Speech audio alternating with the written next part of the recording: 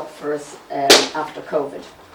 And in 2019, I had been asked to be part of an exhibition in China, which I did, and then that got me back into painting because I had gone out of it. And then I went to one of the VAI curator things and met Dermot Brown, who was the guy who organised the exhibition in the Firkin Crane, which is a dance centre in Cork. And off I went down to Cork and stayed in the Firkin Crane's house and met Éadaoin, and lots of it was all for women, the exhibition.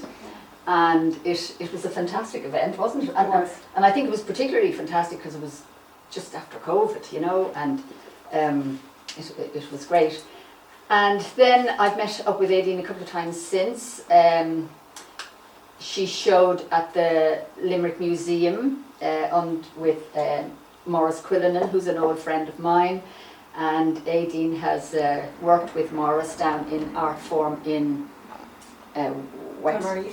Dunmore East. Yeah. And what's interesting about Éadaoin, and I think it's great for all of us women, that she has come to painting later in life. And when I was talking to her, she actually said that when she was younger, she was thinking about art and literature, and she said she actually tossed a coin and literature came up. So that's what she went and did then. And I just think it's really interesting, and I think us artists and us creative people are very lucky that we are generally open to this sort of thing. We don't, well, we try, I'm generalising, but you will forgive the generalisations, all right? We're generally awake to stuff that's going on around us, because that's where we have to get our inspiration from. It doesn't all come from inside, you know. We have to be aware, we have to look out, we have to see. And I think art education is all about learning to see. And I've often found it over the years, the way I would say to somebody, oh, well, did you see that over? And they look at it and they can't see what I see. So I always think, Jesus, my eyes are really trained to see. And I think that's the great thing about art. So when you get trained to see, you can see all sorts of things in the three-dimensional sphere. And so you can pick up on things that you need to do. So Éadaoin did her literature, did other jobs, raised her family, and while she was raising her family and doing other jobs, she was painting in the bay window and on the kitchen table and taking over the dining room. And she was a closet painter. Yes. She wasn't putting it out there in the world, you know. And I think that's great. I do also think that you do have to get some training as well. So she then went off and started getting her training when the time came. And you've been at it full steam ahead ever since. Pretty much, yeah. And the great thing about this exhibition, Maurice had asked me when did I do mine? Don't know. When did you do yours? 24. You did yours 23? 23 or 22 or 23. He asked me to respond.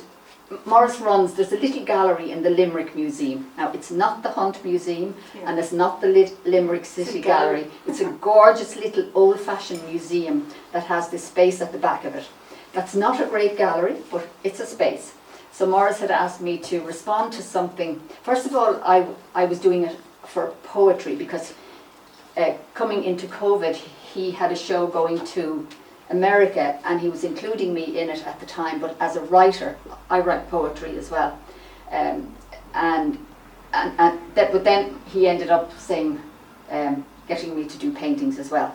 So he asked me then if I would respond to something in Limerick Museum and then make an exhibition around it, which is what Éadaoin has done here.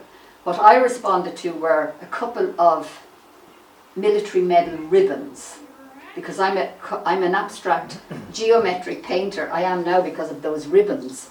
Those little ribbons turned me into an unbelievable colorist. But that was the starting point. And then when Éadaoin was asked to respond to something in the museum, I remember she was talking to me and she was scouring the archives and she couldn't find anything in the archives, and I had scoured the archives as well. I was looking at cemeteries and all sorts of things. I even went to the Quaker cemetery in Limerick and went to a Quaker meeting even. Because I ended up writing a poem about one of the great Quakers of Cork, but it didn't help me with painting. So she told me that I said to her when I met her that just hang in there, it'll come to you, you know, in time, just keep trawling, you know. And then her trawling paid out, and she discovered these 800 negatives that had been donated to the museum. In fact, they had been found in a skip and then donated to the museum, and they were not on display. That little museum has an unbelievable collection, but almost no space to show it. And so these 800 slides glass slide negatives, and I'm sure you trawled through them as well before you found these lassies. Yes. Yeah. And then what she found were these photographs of cottages, probably at the turn of the 20th century. And there were women standing and children standing outside them, not men. And it was some sort of a survey on social housing. Well, that's my theory. That's your theory, okay. Anyway, it wasn't about photographing the women and children. It was about photographing maybe it was photographing the stock of housing around the country. Now, poor housing, not cottages mainly, wasn't it? Yeah, it's like these houses here on this map. These are the houses. Yeah. So there were these houses photographed, and in front of the houses stood these women and children. And then there were codes.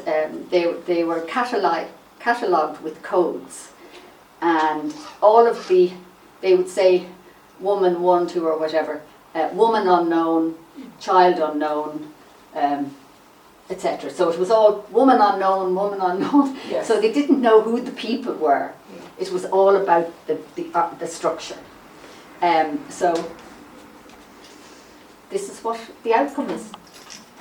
And I'm very happy for you, and I hope you have a great exhibition and continue on with the good work. Okay? Thank you. Well done. Thank you very much.